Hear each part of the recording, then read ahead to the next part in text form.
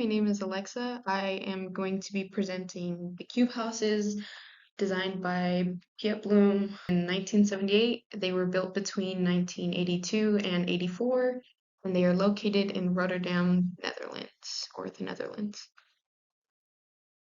This is Piet Blom. He was the architect of the cube houses. Born in Amsterdam, he lived from 1934 to 1999. He attended the Amsterdam Academy of Building Arts as a student of Aldo van Eyck. Aldo and Piet both were known representatives in the structuralism movement. Piet believed that designing spaces should not only be functional but also artistically intriguing. He was committed to innovative and sustainable design practices or principles. He was really known for the box houses, and he's done a couple other interesting projects, but also in 1962, he was selected as the recipient of Prix de Rome. In 1970, the city planners asked Piet to create a solution for building houses on a busy bridge that had like lots of pedestrians. And so around the mid 70s, he built his first little cube homes, and in the early 90s is when Rotterdam was done. Now he has a museum like dedicated to his work, uh, which opened May 2013, and it's located in the Netherlands. Okay, so this building is made up of 38 units for housing. Two super cubes, which are larger than the rest, provide commercial spaces.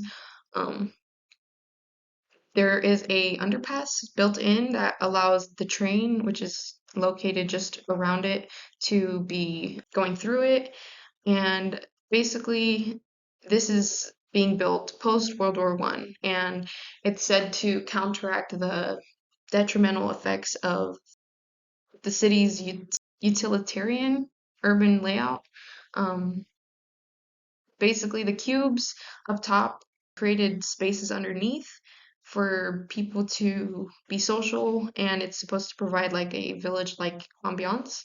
And now today it's like a very popular tourist attraction, but people still do live there. And then this picture kind of just like highlights the social engagement of it.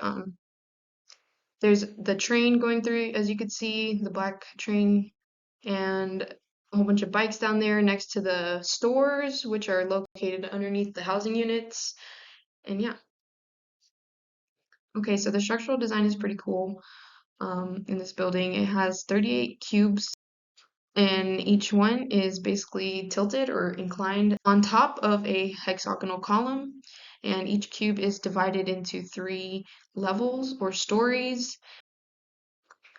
The ground floor is usually the common entrance area with like a triangular room as a living room and with an open kitchen in it. The second floor is usually the bedroom with a smaller living room and bathroom. And the upper floor or the top floor is usually a transparent because it has like lots of windows in it. But three-sided pyramid is the shape of the room, and it basically, since it's at the top, it gives you just a really good point of view of everything around you or around the building.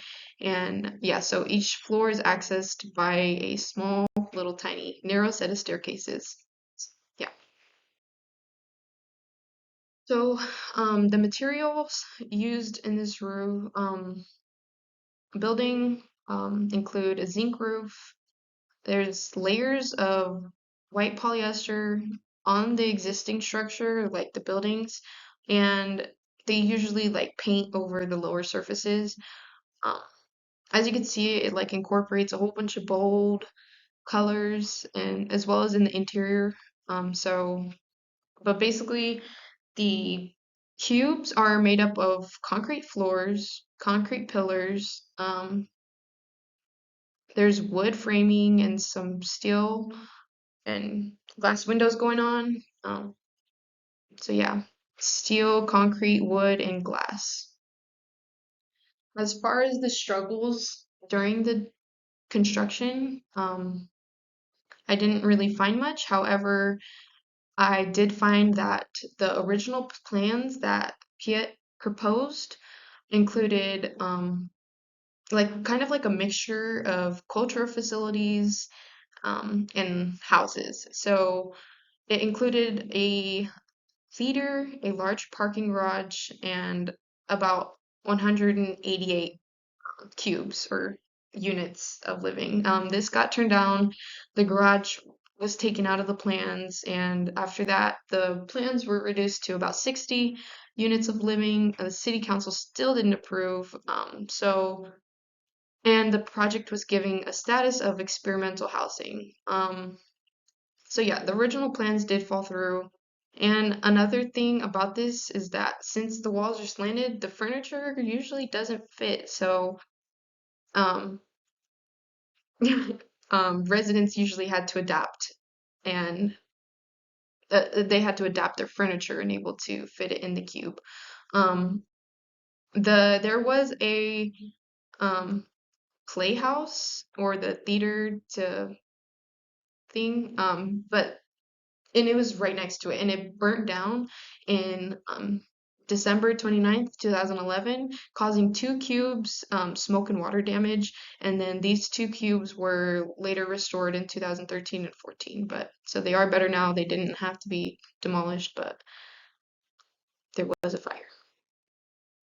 So there's quite a bit of interesting qualities about this building. One thing that I noticed while researching was that it was commonly thought of as a forest, as the tops of the cubes were triangular, and it was kind of like top heavy or looking.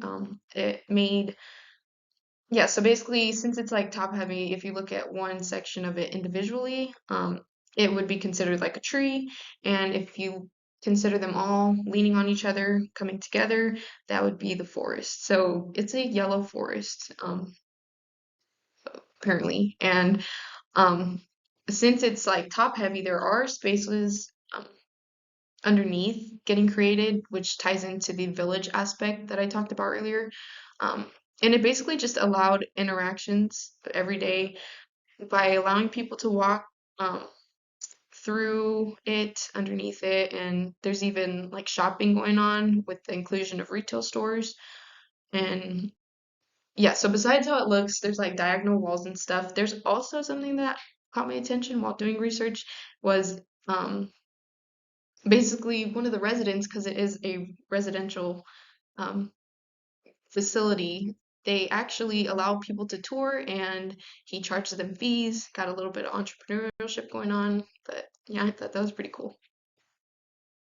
And so then this is just an interior photo, and you could see like the walls are slanted, the furniture is on the wall halfway, and it's just really itty bitty living space. And then this is a good example of the triangular rooftops.